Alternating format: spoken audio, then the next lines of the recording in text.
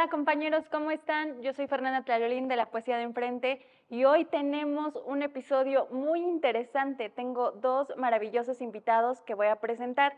El primero es Ali Calderón, Ciudad de México, 1982. Es poeta y crítico literario, es doctor en letras por la UNAM y miembro del Sistema Nacional de Investigadores desde 2013. Recibió el Premio Latinoamericano de Poesía, Benemérito de América, y el Premio Nacional de Poesía Ramón López Velarde. Fue becario de la primera generación de la Fundación para las Letras Mexicanas en el área de poesía. En 2014 recibió en China y en Estados Unidos el Poetry East-West Award por su trabajo como editor y fundador de la revista Círculo de Poesía, la publicación especializada en línea con mayor alcance en el ámbito hispánico y cuyo catálogo editorial rebasa los 150 títulos. Es autor de los libros de poemas Imago Prima 2005, Ser en el Mundo 2007, Las Correspondencias de 2015, publicado por Visor en España, traducido al inglés y al italiano, y el Sinventura Juan de Juste, Bolivia Plural 2023, España Valparaíso 2023, México Círculo de Poesía Ediciones. De los libros de crítica, La Generación de los 50, 2005, Del Poema al Transtexto, Ensayos para leer Poesía Mexicana, Colombia 2015, Piedras para una Poesía Transatlántica, Argentina 2017, Poesía Panhispánica, Apuntes para una Constelación 2021, es profesor del doctorado en Literatura Hispanoamericana de la Benemérita Universidad Autónoma de Puebla y dirige la Cátedra Internacional de Poesía Marco Antonio Campos. Muchas gracias por estar aquí, Ali. Y nuestro otro invitado, Alejandro Bonduben, Jalisco, 1988. Actualmente es estudiante de la maestría en Literatura Hispanoamericana por parte de la Benemérita Universidad Autónoma de Puebla.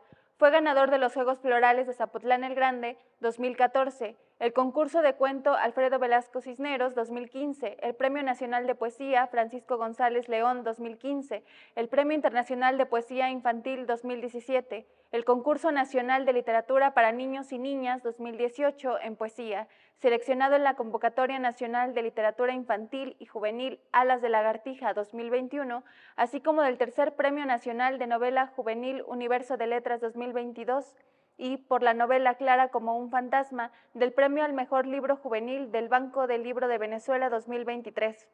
Becario del Programa de Estímulo a la Creación y Desarrollo Artístico Jalisco 2016-2017 en la categoría de Jóvenes Creadores en Poesía, en el periodo 2020-2021 en Literatura Infantil y en el periodo 2022-2023 en Novela.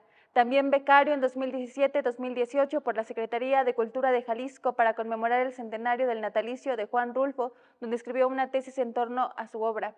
Autor de 2 libros de cuentos, Dar a Luz, Editorial Serpiente de Papel 2017, En todo cuerpo hay vacío, Premio Internacional de Literatura José Emilio Pacheco 2023, un libro de poesía, Los Poemas de la Noche Insomne, Puerta Abierta Editores 2017, 2 libros de poesía infantil, 20 poemas para construir una casa, FOEM 2018, y Palabras como de otro mundo, Alas de Lagartija 2022, una novela clara como un fantasma, UNAM 2022.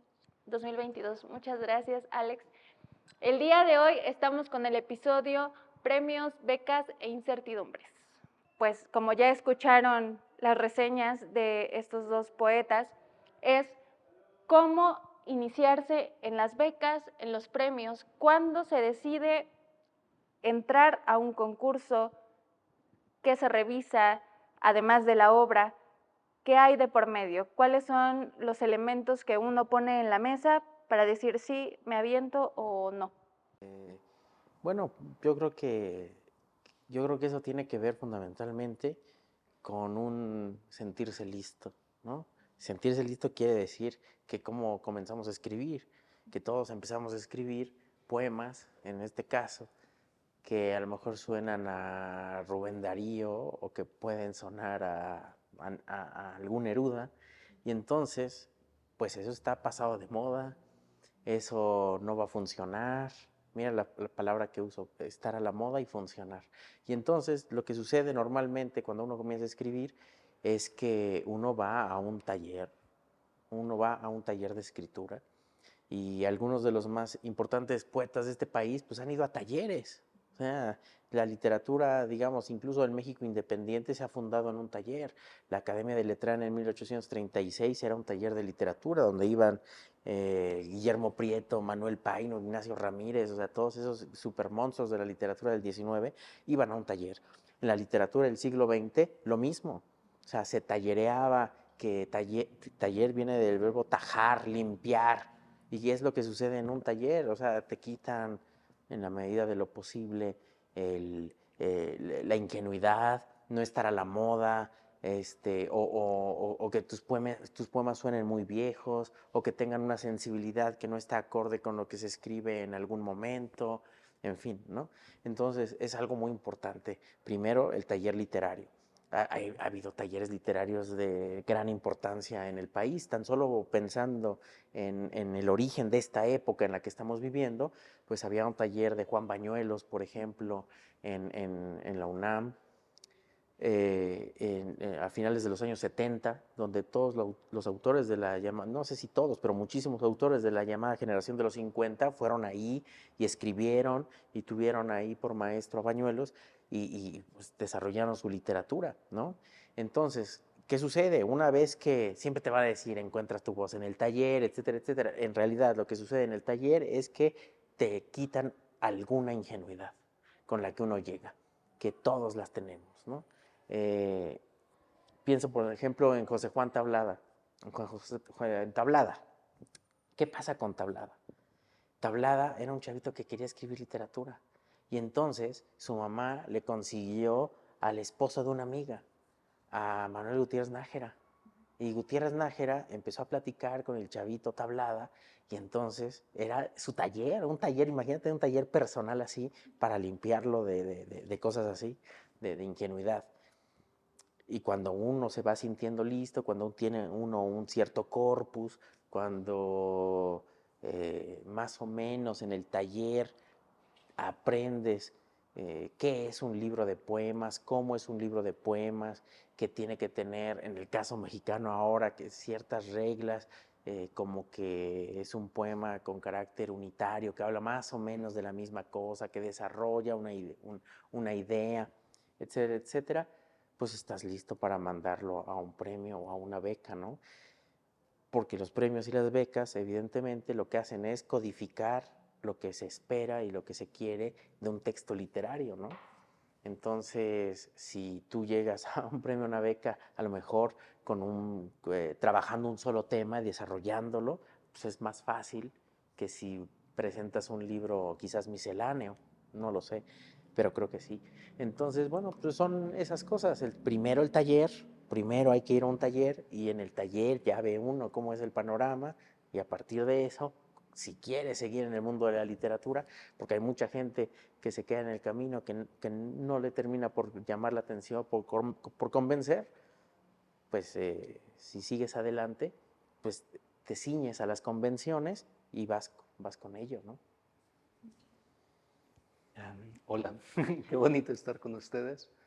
En mi caso, al principio mi interés como por las becas y los concursos fue meramente monetario.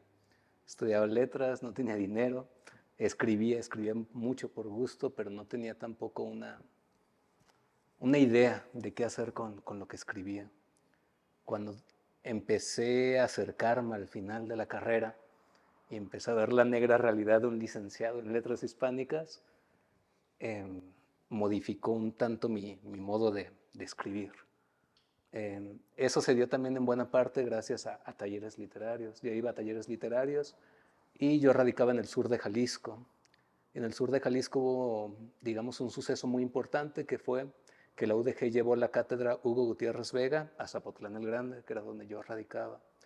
Hugo Gutiérrez Vega fue una personalidad grandísima aquí en la literatura mexicana. Él dirigía, por ejemplo, el suplemento de cultura de la jornada, estaba muy vinculado con personajes importantes, había sido maletero de Alberti, de Neruda, siempre estuvo rodeado de grandes personalidades, Hugo Gutiérrez Vega. Y al llevar la cátedra a Zapotlán el Grande, empezó a llevar escritores muy importantes que a los que escribíamos nos empezaron a dar talleres literarios. Y fueron escritores realmente importantes. Fue Fernando del Paso, fue Juan Gelman, fue Marco Antonio Campos. Y creo yo, ahí viene en relación con lo que menciona Lee, hay un nivel de exigencia ya distinto. Una cosa es escribir por gusto y otra cosa es escribir cuando ya sabes que alguien más realmente te va a leer y que te va a leer alguien que es un escritor, digamos, con formación de escritor, con trayectoria de escritor, que admiras, que ves en los libros, que no te imaginas que sea una persona de carne y hueso. Así que ya hay la ingenuidad de uno que se cree quizás escritor ya por escribir un poemita o dos poemitas, cambia totalmente, llegan lecciones de humildad y llega entonces un aprendizaje, creo yo, muy grande. Así que a los talleres literarios a los que yo asistí ahí en el sur de Jalisco, y aparte pues la necesidad económica también de buscar algo para sobrevivir yo, porque antes yo decía que solo yo era lector, pero realmente escribía también. Y la verdad, pues no quería trabajar, no quería tener un trabajo normal como tal, porque había sido explotado de múltiples formas.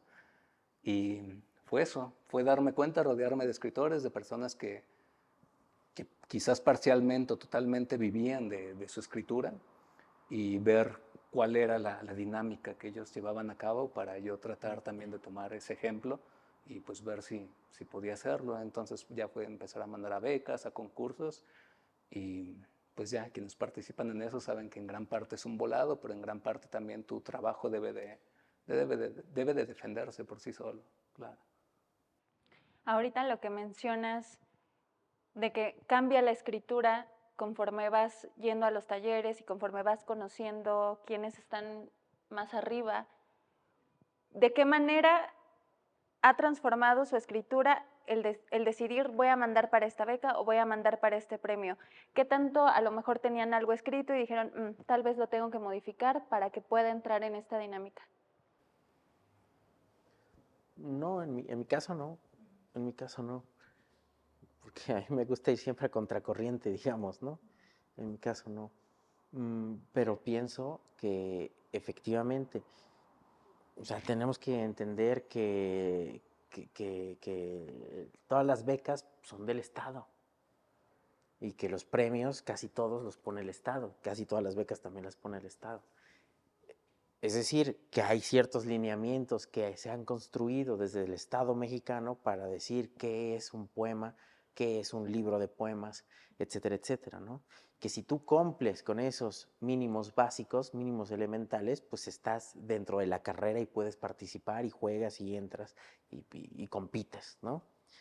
Entonces hay un fenómeno que yo veo, eso sí lo veo, desde hace unos 10, 15 o 20 años para acá, que es que se escribe al modo de los escritores, de los poetas que son muy influyentes. Porque siempre hay épocas donde los jurados se ponen de moda. Hay jurados que se ponen de moda y siempre son los mismos jurados en los premios. Entonces, pues mucha gente incluso empieza a escribir así. Muchas veces también son de algún modo alumnos de los jurados, porque también somos muy poquitos en la literatura. Parecería que fuéramos miles. Tampoco, la gente se conoce entre sí. Entonces, pues muchas veces hay una influencia de los grandes escritores, quiero decir, de los escritores influyentes en los demás, ¿no? No solo como maestros, sino como un modelo de poética al que luego la gente se adscribe por las mismas razones para ganar ese prestigio, para ganar una suerte de prestigio y para luego tener acceso al reconocimiento. ¿Existe eso? ¿Ha pasado? Sí, pasa, sucede, a veces sucede, sí. Sí, en mi caso no sé si aplique como tal, pero me gusta, si voy a mandar a concurso, me gusta dejar una versión como que es la mía, la personal, la que yo quiero, la que yo estimo y la que no quiero que nadie más lea, y hacer otra versión que es la que estoy esperando que quizás el jurado o los lectores o si se llegara a publicar, pues que pueda ser apreciada. Y si hay una cosa como de modificación, incluso hasta quizás como de engaño, no lo sé, pero me gusta tener bien marcada pues, lo que escribo para mí y lo que escribo pensando en si realmente voy a conseguir algo. Y Sí, sí, sí, es difícil, pero sí concuerdo precisamente con Ali, sobre todo cuando se ponen ciertas temáticas de moda, cuando los jurados ves de que son los mismos en distintos y normalmente premian obras muy similares o incluso los mismos autores. Y es difícil a veces, creo yo, mandar a concursos y saber o ver de que gana alguien que se sabe que es algo cercano al jurado, de que hay ahí un chanchullo un poco raro, que se da muchísimo aquí, se nota de forma muy evidente, sobre todo en las becas y específicamente en el FONCA, incluso en las becas estatales, allá en PECDA, Jalisco, es obvio.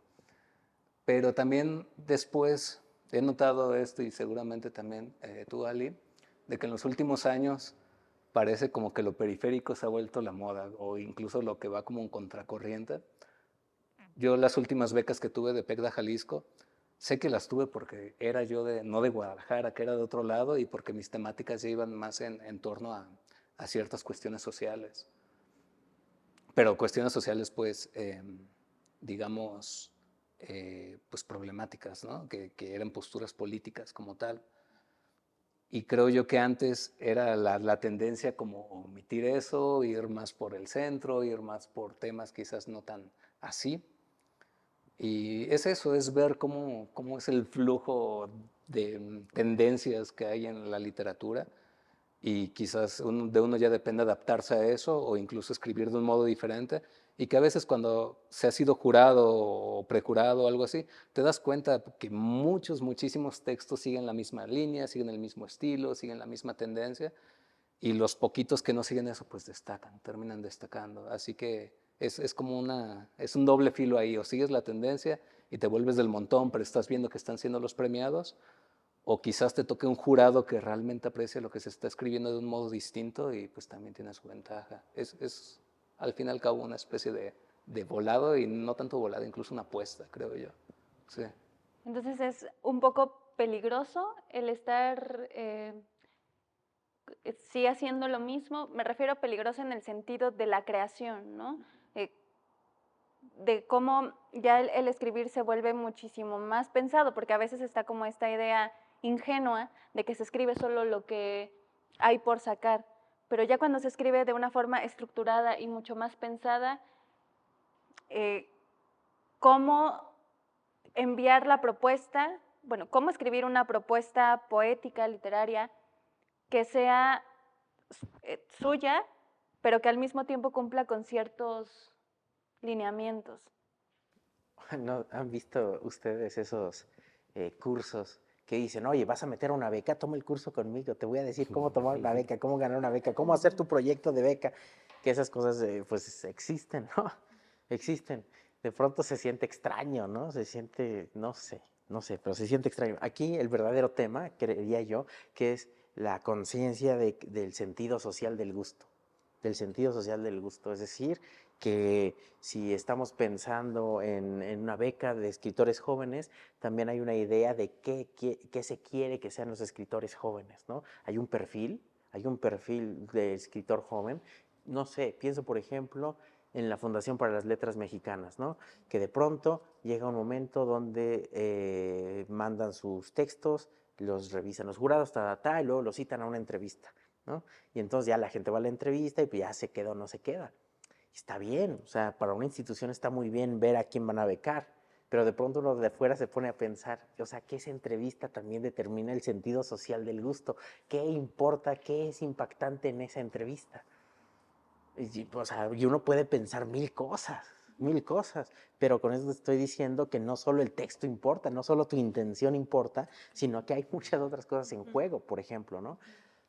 O, o a quién van a dejar pasar en el FONCA de jóvenes creadores, a quién van a dejar pasar en el Sistema Nacional de Creadores de Arte y por qué, ¿no? Hubo una generación en el Sistema Nacional de Creadores de Arte que todas fueron mujeres. Qué bueno, pues, porque tiene que haber acceso a todos y democratizarse la distribución de los recursos públicos. Y con todo se ve extraño. Y con todo se ve extraño. O sea, ¿qué son? ¿Modas? No sé. Pero hay un sentido social del gusto y un sentido social de la participación. Ahora la verdadera pregunta es, ¿quién decide? Siempre hay comisiones en el FONCA, siempre hay comisiones en la Secretaría de Cultura, etcétera, etcétera. ¿Quiénes están ahí? ¿Por qué? ¿Cómo lo deciden? Siempre se dice, oye, es que no va a haber chanchullo. ¿Por qué? Porque hay algo que se llama la insaculación, que de entre todos los escritores toman algunos que van a ser los jurados después. Sí, pero todos esos escritores ahí están ahí por algo, ¿no? Todos tienen relaciones sociales entre ellos, etcétera, etcétera. Entonces es muy complicado que el texto por sí solo sobreviva. Que sí, que hay textos maravillosos. Sobre todo en narrativa se puede ver más fácil, ¿no? Se puede ver más fácil cuando un texto funciona o no. La poesía es más pantanosa, son arenas más extrañas, son arenas movedizas. Pero en narrativa se sabe fácil, rápido, cuando este es maravilloso, claro. Pero en poesía, habiendo tantas poéticas, tantas maneras de interpretar las cosas, qué está bien, qué está mal, se presta a muchas malinterpretaciones, a segundos pensamientos, a sospecha. Sí, sí, existe eso, ¿no? Porque cuando una beca da dinero, cuando un premio da dinero, cuando ser jurado da dinero, cuando es prejurado y te dan dinero por todo eso, cuando todos los que participan del proceso de el otorgamiento de apoyos institucionales reciben dinero, es que no solo se mueve el prestigio o la calidad, si es que pudiéramos hablar de calidad, que yo ya creo cada vez que es muy difícil hablar de calidad, eh, pero si está tocado eso por el dinero, entonces es sospechoso. Entonces no solo hay prestigio, sino que hay dinero. Y ese matrimonio va a sacar hijos raros. Sí, concuerdo con Ali totalmente. Pensando también en específico, yo lo veo en las becas o en los premios que dan de convocatorias por trayectoria, donde el nombre no está oculto bajo un seudónimo, y aún así, aunque a veces esté oculto bajo un seudónimo, se sabe de que los jurados saben quién es la persona, precisamente porque el mundo literario parece muy amplio, pero no lo es tanto. En las becas es evidente que el nombre siempre pesa de quien pide la beca como tal. O influye o no lo tomen en cuenta o no lo tomen en cuenta, siempre hay una razón, digamos, política de eso. Y porque está ahí entrevisto, porque no hay un seudónimo, porque está expuesto, pues, y los jurados también están expuestos. Y bueno, eso viéndolo desde el lado de los concursos como tal y del otro. Pero ya al pensar uno quizás como escritor, hace no tanto eh, propuse yo un taller literario ahí en el sur de Jalisco, donde era tallerear libros, así una obra inédita que tuviera varios que ahí estaban, pues, que tenían un libro guardadito, ¿no? Y un ejercicio que a mí se me hizo muy chido fue decir cuál es la intención de haber escrito eso, o sea, ¿para qué lo quieres? ¿Lo quieres para publicar, para autopublicar? ¿Lo quieres para un concurso? ¿Lo quieres para mandar una editorial? Así directamente. Y cambiaba muchísimo el modo de tallerear pensando en la intención del autor que tallerearlo así nomás sin tener esa intención ya clara de qué es lo que se quiere. Y por eso yo, al menos en mi caso, sí recomiendo hacer distintas versiones de lo que uno quiere escribir, la que es personal, la que uno atesora, donde uno se encapriche y escribe del modo que sea. Que eso lo veo principalmente en narrativa y en ensayo, porque la poesía en sí misma es caprichosa y duele mucho modificar algo o exponer algo que uno considera realmente bueno. Ahí también concuerdo con Ali, la poesía es otra cosa. Suena muy payaso eso, pero es otra cosa. Y cambia muchísimo el modo de ver la poesía. Y en cambio, creo yo, en la narrativa los esquemas están un poquito más fijos, más claros, son menos dinámicos y no se apuesta tanto a una experimentación. Es muy raro eso. Pero bueno, sí, sí es eso, tener bien en claro cuál es la intención al momento de escribir algo y saber cómo moverlo, cómo hacerlo llegar al público, o incluso si uno lo quiere para sí mismo, pues tampoco no está tan mal. O en ediciones así para los compas, que antes se hacía mucho, había escritores muy grandes que hacen eso. Ahorita me viene a la mente Felisberto Hernández, por ejemplo, que es totalmente válido también, y son obras que ahorita por el exceso de información y de obras sería una rareza que algo así perdurara, pero creo yo es válido tener bien en claro también qué se quiere hacer con la obra y tener claro también que según cómo la muevas, o bueno, tu intención de cómo quieres que llegue al público va a modificar la obra en sí, o te predispone también a modificarla. Claro.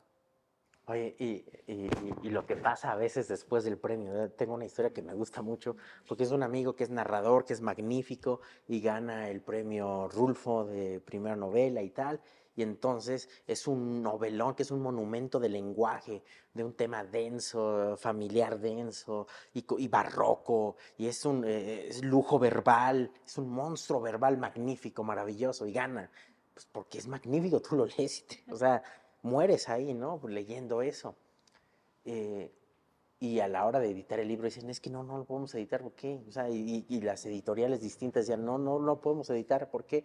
Porque nadie lo va a leer, nadie va a leer esto, es magnífico, pero eso no llega a donde tiene que llegar, ¿no? O sea, claro, o sea, es otra vez el sentido social del gusto. En este caso, del consumidor, de qué le pones ahí en la mesa de novedades para que compre o no compre, qué se va a vender o no se va a vender, ¿no? O qué tipo de lectores se está creando, se está educando, etcétera, etcétera, ¿no? Entonces, todo eso, o sea, es un complejo, pues. Y me vino a la mente el caso a mí de un escritor argentino, Salvador Benestra, escritor que escribió obras monumentales. Escribió una que se llama El Traductor, que ahorita es una obra de culto prácticamente, y escribió una que se llama El Camino Total. Era un libro, él decía que era de superación personal, quería ser muy leído, quería conseguir mucho dinero, obviamente, porque estaba pasando por problemas muy graves. Pero imagínate un libro de superación personal como de 400 cuartillas, donde habla mucho del budismo, donde muchísimas notas al pie, donde pues saca todas sus lecturas. Era un tipo sumamente culto, era psiquiatra. Y bueno, el punto es de que nadie quiso publicar algo así, por más de que él decía, no, así va a vender, es superación personal, está de moda. Pues no, era una cosa enorme. Y lo curioso ahí, ya el dato morboso, es de que pues no pudo conseguir venderla con una editorial y se suicidó. Y es raro, pues, porque escribió un libro de superación Sí. personal, era un psiquiatra y terminó suicidándose, y cuando se suicidó, luego ya salió publicada, y ahorita es otro libro de culto ahí. Fabián Casas le escribió el prólogo, es decir, es un libro de culto ahorita, pero no se lee como superación personal, obviamente. No, y qué bueno que existan los premios. Oye, qué Claro, maravilla que existen los premios.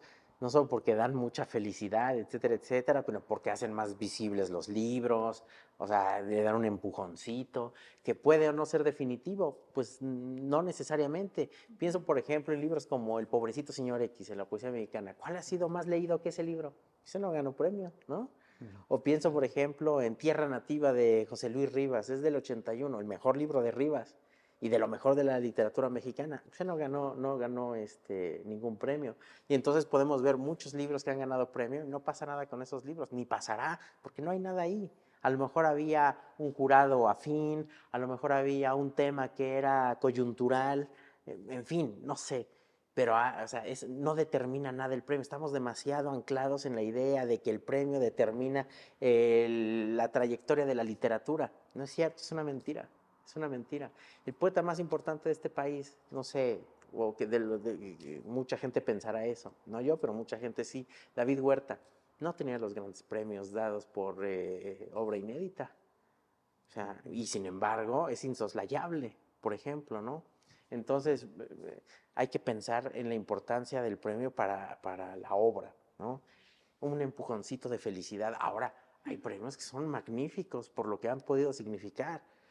Cuenta Ernesto Cardenal en sus memorias que escribe El Estrecho Dudoso. Es el libro que él escribe sobre la conquista de América, de Nicaragua, poemas sobre cosas de México, en fin, de Guatemala, sobre la época de la conquista. Y es muy interesante, haciendo además digamos, una suerte de analogía entre la dictadura de Anastasio Somoza y con la sujeción del Imperio Español.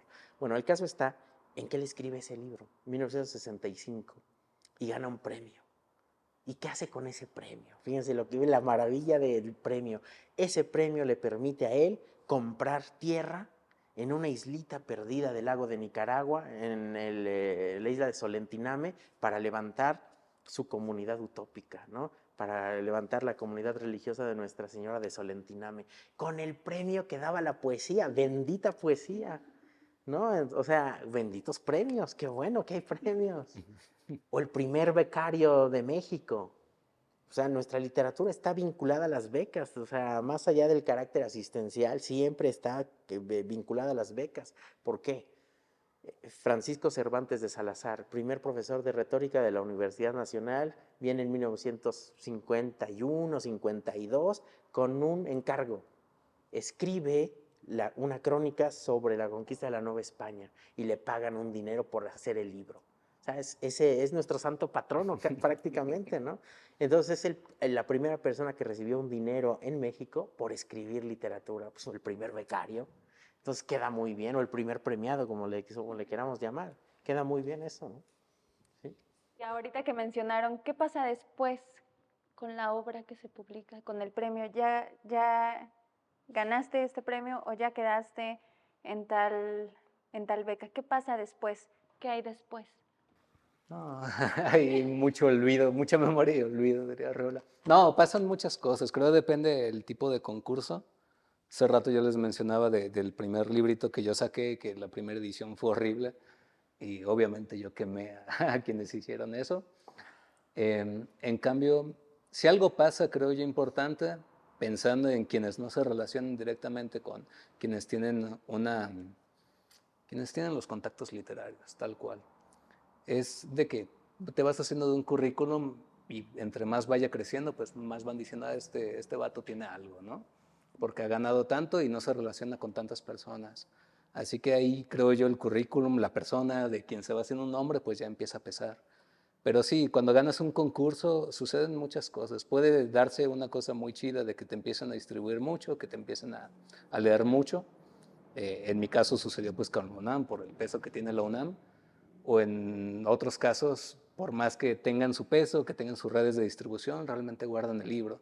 Y eso a mí me sucedió con el Fondo Editorial del Estado de México, que han ganado ellos, manejaban el concurso del Sor Juana Inés de la Cruz, que lo han ganado personas muy importantes, manejaban también FOEM, que se dedicaban específicamente a la literatura infantil, y quienes han ganado siempre han tuiteado, han publicado algo, de que los libros no se mueven, los libros los guardan ellos, en físico nada más los puedes conseguir en Toluca, y ya ahí quedan los libros, y piensas, sucede algo similar, me imagino, con el Bellas Artes, lo que he visto, en poesía en Aguascalientes no, por este convenio que hay con el Fondo de Cultura Económica, que sí los mueven, creo yo, bastante bien, es en un tiraje, digamos, importante para hacer poesía, pero que sepas, por ejemplo, de quien ha ganado el Bellas Artes de novela, Rubén Romero, o el de primera novela de Rulfo, o los de ensayo, el Revueltas, el Malcolm Lowry, los buscas, los googleas y es muy difícil dar con esos libros, así que depende mucho quiénes convocan el concurso, creo yo,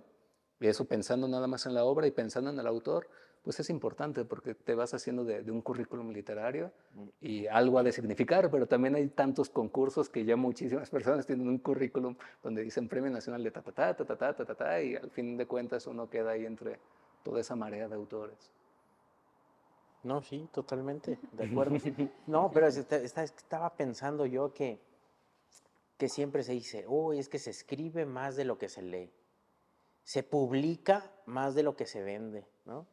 Todo eso se dice, pero de verdad no está tan sencillo publicar un libro, o sea, pareciera que está sencillo, no está tan fácil, ¿no? Ni para el que hace el segundo libro o el tercer libro o el que va a publicar su primer libro, no está tan sencillo.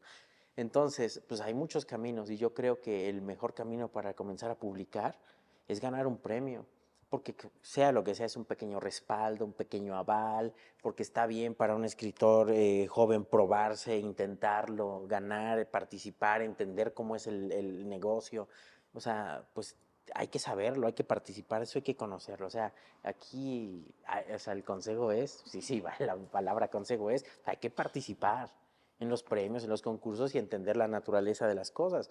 Y luego ya hay premios que ya se sabe de qué va el título, de qué va el tema. Oye, que el Elías Nandino, o al menos en mi época, cuando entraba a premios, decía, ese premio es así, ese va a ganar alguien más o menos en esta onda. Y ahora, y bueno, sucede. Ahora, cuando se publica, antes existía Tierra Adentro, que estaba muy bien. Que claro, Tierra Adentro se lo acabaron, que lo hacían mal y se lo acabaron. Y entonces, pero había encuentros. O sea, alguien publicaba un libro, ganaba un premio de tierra adentro, lo que sea. Alguien que estaba en el fondo editorial iba a 2, 3, 4 presentaciones, encuentros. Había movimiento en torno a ese libro. O sea, eso es fantástico, eso es magnífico, eso es magnífico. O sea, hay visibilidad, hay establecimiento de creación de nuevos públicos para un autor. ¿Sabes? Y se perdió lamentablemente, pero eso era excelente. Ahora pienso en los premios extranjeros, gente que puede ganar un premio en España, por ejemplo, ¿no? Los Loewe, los Casa de América de Poesía Americana, etcétera, etcétera, pues te ponen en una editorial como visor y entonces es muy visible y hay mucha circulación y sirve mucho, sirve mucho. Entonces los mayores premios en la lengua española pues estarán en México y en España, ¿no? En España con la diferencia de que ellos sobre todo, ellos sí como que permiten la participación del extranjero, del latinoamericano. Y eso no lo tenemos tanto nosotros, ¿no? O cada vez menos, tenemos uno o dos así, o a lo mejor uno nada más, no sé. Y, y es muy interesante también que entonces, obviamente, el premio es el que valida al autor, ¿no? Y volvemos a pensar, ¿y por qué esa validación? ¿Para qué? ¿Por qué? ¿Por qué en tal o cual momento? Entonces, y lo que ayuda cuando uno ve los premios, cuando uno analiza los premios, es también entender qué es la literatura en un momento del tiempo, ¿no? En temas, en grupos, constelaciones dominantes, en estéticas que pesan mucho. Pienso, por ejemplo, cómo la literatura mexicana en un momento de hace unos años, si escribías más o menos al modo de Antonio del Toro, estabas del otro lado, ¿no? Ahora pareciera que eso mismo existe, pero con María Baranda. Entonces, ¿cómo hay pequeñas modas de tiempo? Así que el consejo, escriban como María Baranda con sus alumnos y funcionará. Entonces, y luego cambiará y vendrá alguien más y cambiará, pues, pero nos ayuda a entender otra vez una observación de lo que sucede en la literatura mexicana, en la poesía mexicana en este caso, desde el punto de vista del gusto o de la imagen pública de la obra, para decirlo en otros términos. Sí. Qué interesante episodio. Yo estoy impactada y sé que quienes se dedican a la literatura o se quieren dedicar a esto deben estar igual que yo. Como, por último, ¿cuál es el consejo para los nuevos que quieren empezar a entrar en esto de las becas, de premios, o empezar a publicar? ¿Qué hacer? Si entrar, no entrar, mejor publicar aparte, o cuál es el consejo para estos nuevos escritores. Primero, lo clásico, leer mucho, mucho, mucho, para escribir y luego para concursar y para lo que sea. Leer y luego permitir que te lean. Lo que mencionaba Lee, los talleres literarios son importantísimos.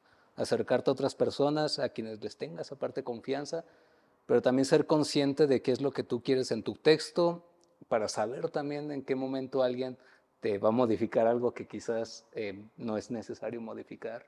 Tener una conciencia autocrítica de qué es lo que uno está escribiendo, tener bien en claro cuestiones como el contenido, como la estructura, como el estilo que uno pretende al momento de escribir.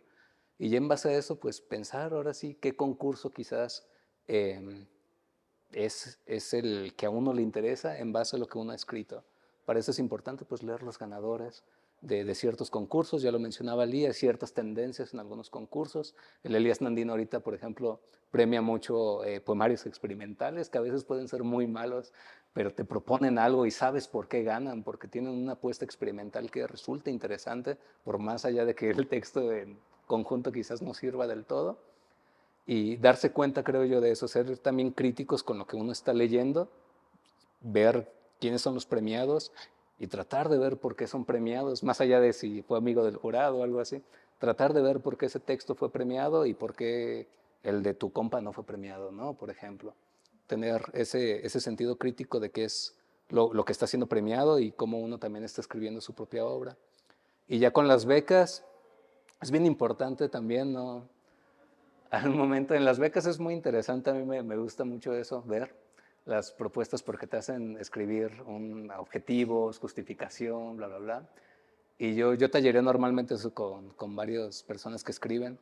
Hay personas que parece que quieren escribir en verso esa propuesta literaria y pues no, es un texto meramente casi burocrático, ¿no? Tiene que ser muy claro, muy preciso, ahí no hay un estilo como tal personal, sino un estilo así, digamos, hegemónico, no lo sé.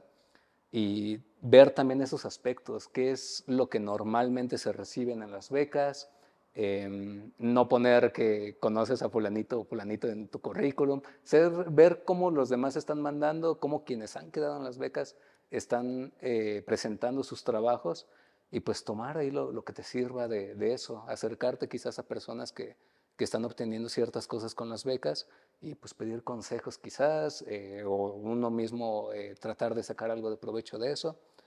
Y pues sí, básicamente así. Ujú. ¿Cómo podemos encontrarte para seguir tu trabajo? En Instagram únicamente Alejandro Bonduben. Sí. Fíjate, me quedé pensando en la pregunta anterior y la quiero vincular con esta otra. ¿Dónde leí una entrevista con Jorge Humberto Chávez? Y que le preguntaban, ¿qué onda con el premio? No sé qué. Y me interesaba mucho esa entrevista porque la estuve leyendo y me llamó mucho la atención. Dice, no, yo estuve viendo a los ganadores, ¿no? Estuve viendo a los ganadores y analicé lo que estaba pasando, y entonces dije, voy a hacer mi libro tomándolo de estos ganadores, creo que eran los 5 anteriores, una cosa así como muy esquemática, y voy a hacer mi libro de esto, y salió y ganó. Bueno, o sea, al margen de eso y al margen del entorno que pueda ocurrir con eso, que no lo sé, que no, tampoco lo querría yo saber, pero entonces ahí viene el consejo que yo tomaría para mí mismo, que yo me daría a mí mismo, que sería, uno, rectitud de intención. Rectitud de intención. ¿Qué quiero hacer? ¿Para qué quiero escribir un libro de poemas que decía hace rato Alejandro? ¿Qué quiero hacer? Y cómo lo voy a hacer y ponerme a hacerlo, ¿no? Eso por un lado. Luego, rectitud de acción. ¿Cómo lo voy a hacer? ¿Cómo quiero que este libro tenga vida? ¿No? Quiero chanchullar, puedo chanchullar, es posible chanchullar, siempre es posible. No lo hagamos, no lo hagamos, pero porque por un asunto bueno, no lo hagamos. Entonces, ¿qué sí hacer?